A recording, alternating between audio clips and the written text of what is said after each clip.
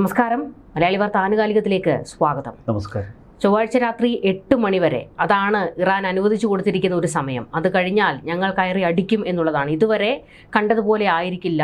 അതിമാരക ആക്രമണം US-ന്റെ ഭാഗത്തു നിന്നുണ്ടാകും എന്നാണ് ട്രംപിന്റെ വെല്ലുവിളി. എന്നാൽ തൊട്ടിപ്പുറത്ത് ഇത് കേൾക്കാൻ കാത്തിരിക്കുന്നത് പോലെ ഇസ്രയേൽ ഇപ്പോൾ തന്നെ ആക്രമണത്തിന്റെ ഒരു രീതി മാറ്റിക്കൊണ്ട് അതിമാരക ആക്രമണങ്ങൾ ഇറാനിലേക്ക് നടത്തിക്കൊണ്ടിരിക്കുകയാണ്. തൊട്ടപ്പുറത്ത് സജ്ജമായി തന്നെ ഇറാൻ നിൽക്കുന്നു. കാരണം എപ്പോൾ വേണമെങ്കിലും അതിക്രൂര ആക്രമണം നേരിടേണ്ടി വരുമെന്ന് അവർക്കറിയാം. പക്ഷേ അവരവിടെ പുറത്തെടുക്കുന്ന രീതികൾ അത് ഒരു തരത്തിലും ഈ മനുഷ്യ മനസാക്ഷിക്ക് പോലും ഞെട്ടലുണ്ടാക്കുന്ന തരത്തിലാണ്. അതായത് മനുഷ്യനെ കവചമാക്കുന്നു.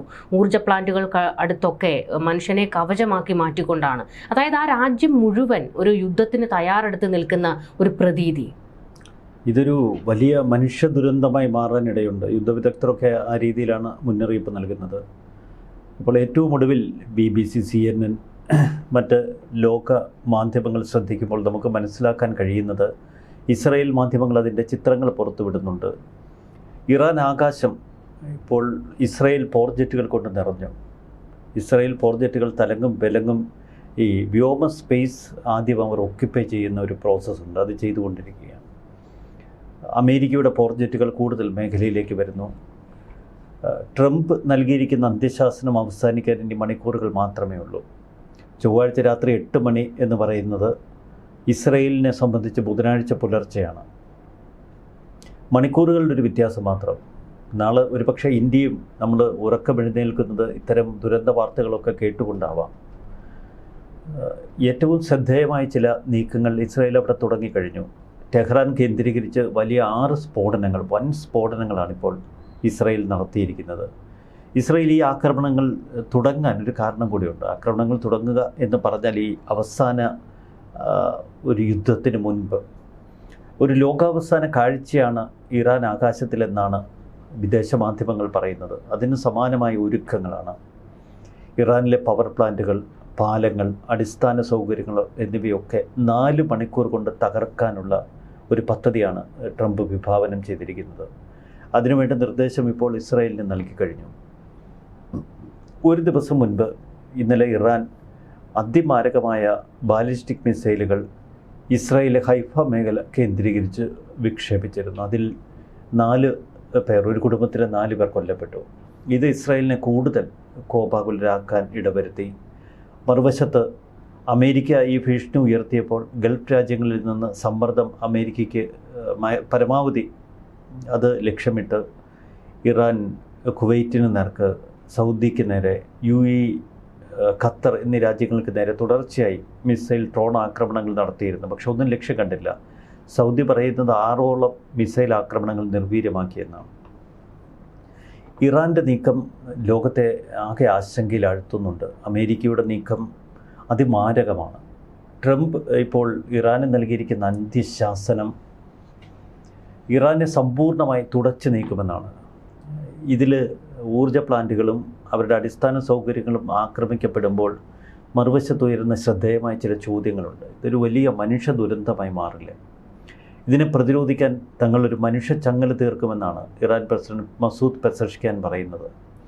1.5 കോടിയോളം, അതായത് ഏകദേശം 15 ദശലക്ഷം ആളുകൾ സൈന്യത്തിലേക്ക് വരുന്നു. വോളണ്ടിയർ ആയിട്ടും സൈന്യത്തിൽ നിർബന്ധിത സേവനത്തിനായും എത്തുന്നു.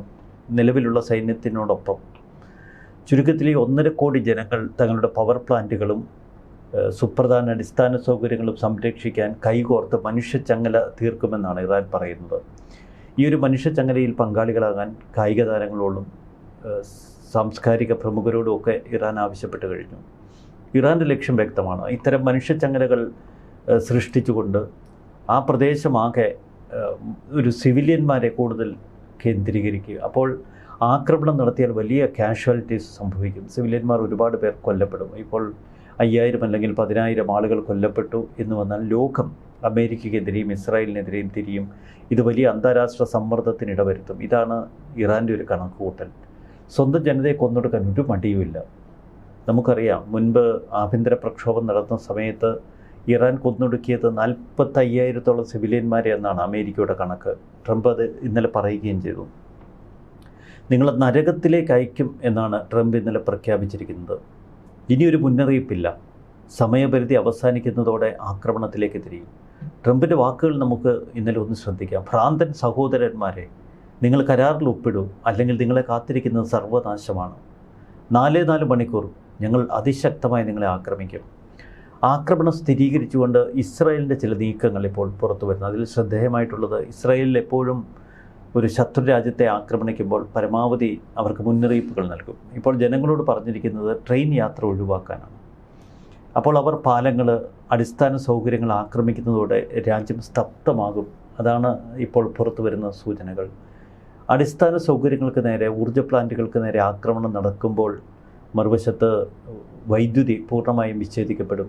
ഇപ്പോൾ തന്നെ ഇൻ്റർനെറ്റ് സൗകര്യം പല മേഖലകളിലുമില്ല. ഇറാൻ പൂർണ്ണമായും ഇരുട്ടിലാകും. ഭക്ഷ്യക്ഷാമം അത് രൂക്ഷമാകും. ഇറാനിലെ സാധാരണക്കാരുടെ ജീവിതം വളരെ ദുസ്സഹമാകും. ജനങ്ങൾ പട്ടിണിയിലേക്കും അരാജകത്വത്തിലേക്കും തിരിയും.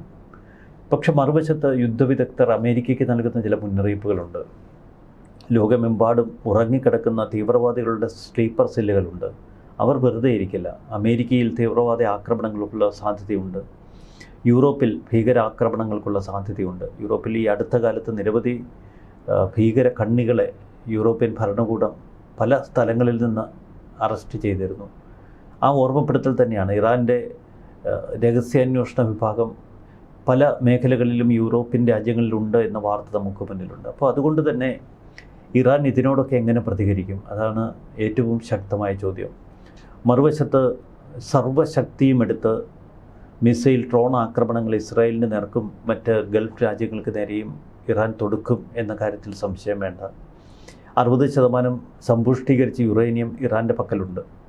അത് മോഷ്ടിച്ചെടുക്കാനായിരുന്നു ഈ കഴിഞ്ഞ ദിവസം ഇസ്ഫഹാനിൽ അമേരിക്ക നടത്തിയ ഒരു നാടകമെന്നൊക്കെയാണ് ഇറാൻ ഇപ്പോൾ പറയുന്നത്. അവരുടെ ഒരു സൈനികനെ നഷ്ടപ്പെടുന്ന സംഭവം ഉണ്ടായല്ലോ. ലോകം വളരെ ആശങ്കയോടെ, നെഞ്ചിടിപ്പോടെ ഇപ്പോഴത്തെ ഈ സാഹചര്യം വീക്ഷിക്കുകയാണ്. ഇറാന് നേർക്ക് സമാനതകളില്ലാത്ത ഇത്തരമൊരു ആക്രമണത്തിന് അമേരിക്കയും ഇസ്രയേലും തുനിഞ്ഞാൽ ലോകം ഏതൊക്കെ തലങ്ങളിൽ ആ ഒരു ക്ലേശ കഷ്ടതകളിലേക്ക് കടക്കും. എണ്ണ, ക്രൂഡ് ഓയിലിന് വലിയ ക്ഷാമം നേരിടും, വിലക്കയറ്റമുണ്ടാകും, പാചകവാതകമടക്കം പ്രതിസന്ധിയിലേക്ക് പോകും.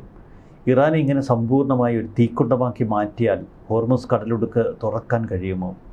അതാണ് ഏറ്റവും ശ്രദ്ധേയമായ ഒരു ചോദ്യം. ചുരുക്കത്തിൽ വളരെ ചങ്കിടിപ്പോടെ നോക്കി നിൽക്കേണ്ട ഒരു സാഹചര്യമാണ് പശ്ചിമേഷ്യയിൽ. യുദ്ധം എങ്ങനെ വേണമെങ്കിലും കൂടുതൽ ശക്തിപ്പെടാം. അമേരിക്കയുടെ ധാരാളം സൈനിക കേന്ദ്രങ്ങൾ ഗൾഫ് മേഖലയിലുണ്ട്. അവയെക്കുറിച്ചുള്ള സമ്പൂർണ്ണ വിവരങ്ങൾ റഷ്യൻ ഉപഗ്രഹങ്ങൾ ഇറാന് നൽകുന്നു എന്ന് യുക്രൈൻ ആരോപണം ഉന്നയിക്കുന്നു.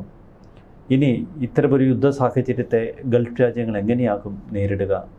ഇറാൻ ഏതൊക്കെ തലങ്ങളിൽ തിരിച്ചടിക്കും? മരിക്കാൻ ഭയമില്ലാത്തവരെ എങ്ങനെ അമേരിക്ക തോൽപ്പിക്കും? ഇത്തരമൊരു ആക്രമണം കൊണ്ട് അവരെ സമ്പൂർണ്ണമായി തകർക്കാൻ ലക്ഷ്യമിട്ടാലും ഹോർമുസ് കടലിടുക്ക് തുറക്കാൻ ട്രംപിന് കഴിയുമോ? ഇത്തരം സംശയങ്ങൾ ഇപ്പോഴും ലോകത്തിന് മുന്നിലുണ്ട്. ഇവിടെ ഇപ്പോൾ നമ്മൾ ഒരു തരത്തിൽ നോക്കുകയാണെങ്കിൽ നിർബന്ധിതമായിട്ട് ചിലരെ സൈനിക സേവനത്തിന് കൊണ്ടുപോകുന്നു, കുട്ടികളെ ഉൾപ്പെടെ സൈന്യത്തിലേക്ക് ചേർക്കുന്നു. അത്തരത്തിലൊക്കെ ഉള്ള സാഹചര്യങ്ങൾ നമ്മൾ കാണുമ്പോഴും ഈ പറയുന്ന പശ്ചിമേഷ്യയിലെ ചില യുദ്ധ വിദഗ്ധർ ഉൾപ്പെടെ പറയുന്ന ഒരു കാര്യമുണ്ട്. അതായത് ഇറാനിലെ ജനതയെ ഈ യുദ്ധത്തിലേക്ക് കൊണ്ട് എത്തിച്ചു അമേരിക്ക. അതായത് ഭരണകൂടത്തിനൊപ്പം, നമ്മൾ ഈ പറയുന്നത് പോലെ തന്നെ ആയത്തുള്ള അലി ഖമനേയി ഭരണകൂടത്തിനെതിരെ എതിർപ്പുള്ള ഒരു കൂട്ടം മനുഷ്യരുണ്ടെങ്കിലും ആ ഭരണകൂടത്തെ അംഗീകരിക്കുന്ന വലിയൊരു വിഭാഗം ജനം അവിടെയുണ്ട്. അവർ ഈ ഖമനേയി കൊല്ലപ്പെട്ടതിലൊക്കെ വലിയ ഒരു വെറി പിടിച്ച് അമേരിക്കയോടും ഇസ്രയേലിനോടും മനോഭാവമുള്ള കുറച്ചധികം ആൾക്കാർ, ഇവരൊക്കെ സ്വമേധയാ ഈ ഭരണകൂടത്തിനൊപ്പം ചേരുന്നുണ്ട്, ഈ യുദ്ധത്തിൽ തങ്ങൾ പങ്കാളികളാകുന്നു എന്ന് പറഞ്ഞുകൊണ്ട്. ഇത് ഇവരെ ഒന്നിപ്പിക്കാൻ ഈ ഒരു യുദ്ധം ഒരു കാരണമായി, അതൊരു വലിയ വിപത്തായി മാറുമോ? ഈ അടിച്ചമർത്തൽ നയം തുടരുന്ന പല ഭരണകൂടങ്ങൾക്ക് കീഴിലും ജനങ്ങൾ സ്തുതിഗീതം പാടും നമുക്ക് കേൾക്കാം. ആദ്യം അത് ഭയത്തിൽ നിന്നാണ്, പിന്നീടത് അവരുടെ ജീവിതത്തിൻ്റെ ചര്യയാകുന്നു. ഇതാണ് ഇറാനിലും കാണുന്നത്. ഒരു കൂട്ടർ ഈ ഭരണകൂടത്തിന് സ്തുതിഗീതം പാടുന്നു, അവർക്കൊപ്പം നിൽക്കുന്നു. പക്ഷെ അതിനേക്കാളേറെ അവരുടെ ആ ഭരണകൂടത്തിൻ്റെ ഭീകരത അനുഭവിച്ച, രാജ്യത്തിൻ്റെ ദുസ്ഥിതിയിൽ മനംനൊന്ത് കഴിയുന്ന ഒട്ടനവധി ജനങ്ങളുണ്ട്. അവർക്ക് തലയൊന്ന് ഉയർത്താൻ പോലും ഇപ്പോൾ കഴിയില്ല. കാരണം ഭ്രാന്ത് പിടിച്ച് വിരളി പിടിച്ച് നിൽക്കുകയാണ് ഭരണകൂടം. ഏറ്റവും ക്രൂരമായ മുഖമാണ് IRGC പുറത്തെടുക്കുന്നത്. അതുകൊണ്ട് തന്നെ അമേരിക്കയ്ക്കെതിരെ അല്ലെങ്കിൽ ശത്രുരാജ്യങ്ങൾക്കെതിരെയല്ല, സ്വന്തം ജനത്തിന് നേരെയും തോക്കെടുക്കാൻ ഒരു മടിയുമില്ല. ഭയത്തിൽ നിന്നാണ് പലപ്പോഴും ഇത്തരം അടിമത്തങ്ങൾ പിറവിയെടുക്കുന്നത്. ആ അടിമത്തം നമുക്ക് ഇറാനിലും കാണാൻ കഴിയും. എന്നാൽ അമേരിക്ക കരുതുന്നത് പോലെ ആക്രമണത്തിലൂടെ അവരെ എങ്ങനെ തകർക്കും? സിവിലിയന്മാരെ മുൻനിർത്തി മനുഷ്യ കവചങ്ങൾ ഈ ഭരണകൂടം സൃഷ്ടിക്കുമ്പോൾ അതിനെ എങ്ങനെ പകഞ്ഞു മാറ്റി കൃത്യതയോടെ ആക്രമണം നടത്തും?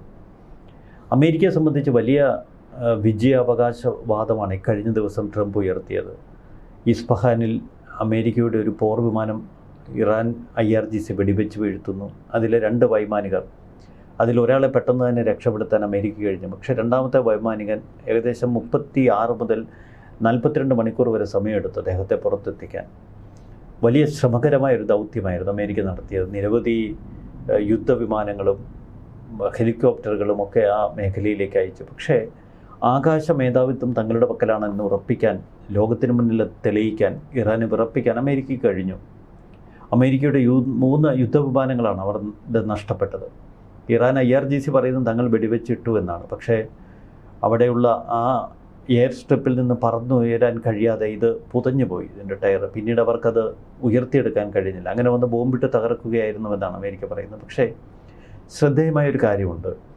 അമേരിക്കയ്ക്ക് നഷ്ടപ്പെട്ട ആ വൈമാനികൻ അവിടെ ഇസ്ഫഹാനിലുള്ള 7000 അടി ഉയരത്തിലാണ്, പർവ്വത നിരകളിൽ സുരക്ഷിതനായി ഒളിച്ചിരിക്കുന്നു. പിന്നീട് ബീഗിൾ ലൈറ്റ് ഓൺ ചെയ്ത് അമേരിക്കയ്ക്ക് മെസ്സേജുകൾ കൈമാറുന്നു.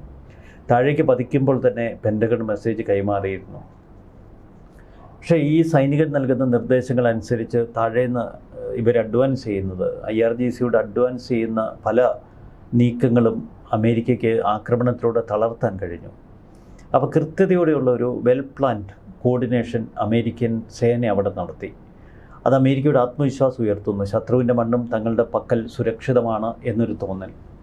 എന്നാൽ ഇറാൻ പറയുന്നത് ഇസ്ഫഹാനിലാണ് അവരുടെ ആണവ കേന്ദ്രം, അവിടെയാണ് സമ്പുഷ്ടീകരിച്ച യുറേനിയം ഇരിക്കുന്നത്. അത് മോഷ്ടിച്ചെടുക്കാനുള്ള അമേരിക്കയുടെ ഒരു അടവ് നയമായിരുന്നു ഈ സൈനികരെ നഷ്ടപ്പെടുത്തി അവിടെ വിമാനങ്ങൾ ലാൻഡ് ചെയ്യിപ്പിച്ച ഈ നാടകമെന്ന്.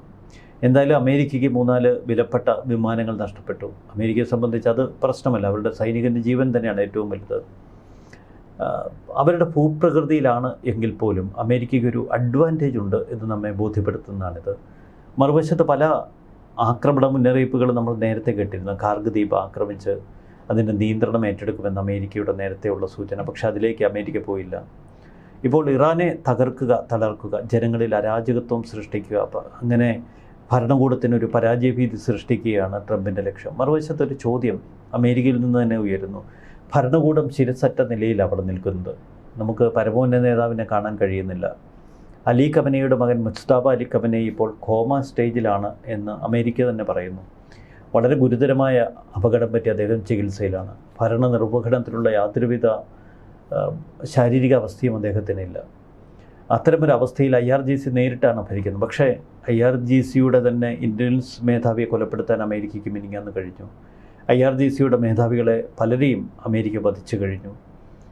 പിന്നീടുള്ളത് മസൂദ് പെസഷ്കിയാനെ കൊലപ്പെടുത്തേണ്ടതില്ല എന്നത് അമേരിക്കയും ഇസ്രായേലും ചേർന്നെടുത്തിരിക്കുന്ന ഒരു പോളിസി ഡിസിഷനാണ്. കാരണം അവർക്ക് ആരെങ്കിലുമായി സംവദിക്കണമെങ്കിൽ, ഒരു ആശയവിനിമയം നടത്തണമെങ്കിൽ, ഒരു യുദ്ധകരാറിൽ എത്തിക്കണമെങ്കിൽ അവരുടെ സഹായം വേണം. പക്ഷേ ഇവിടെ മസൂദ് പെസഷ്കിയാന് സ്വന്തം നിലയിലൊരു തീരുമാനം എടുക്കാൻ കഴിയില്ല.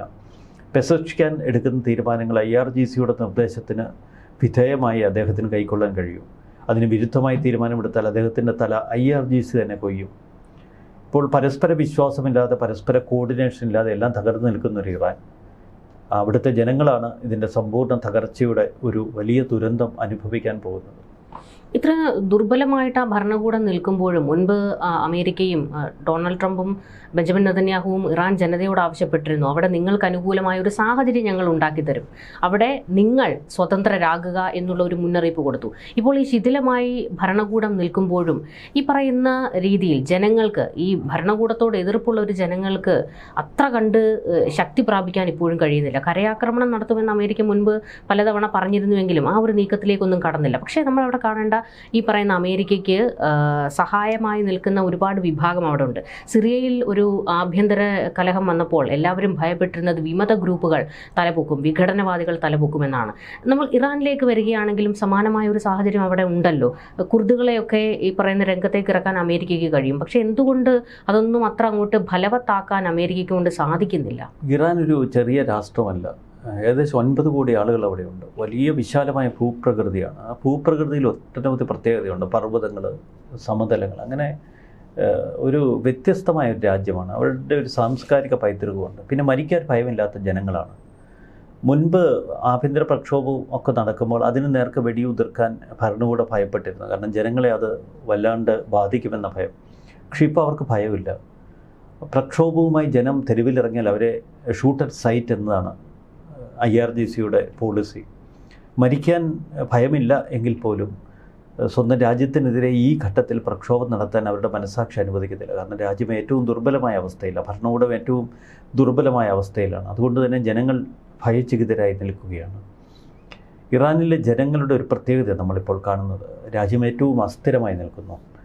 ഇത്രയധികം ദുർബലപ്പെട്ടിട്ടും ഇറാന് ഇപ്പോഴും ഹോർമുസ് കടലിടുക്ക് അവരുടെ നിയന്ത്രണത്തിൽ നിലനിർത്താൻ കഴിയുന്നു. അതാണ് അവരുടെ വിജയം. ഗറില്ല മോഡൽ ആക്രമണങ്ങളിലേക്ക് അവർക്ക് എപ്പോൾ വേണമെങ്കിലും തിരിയാം.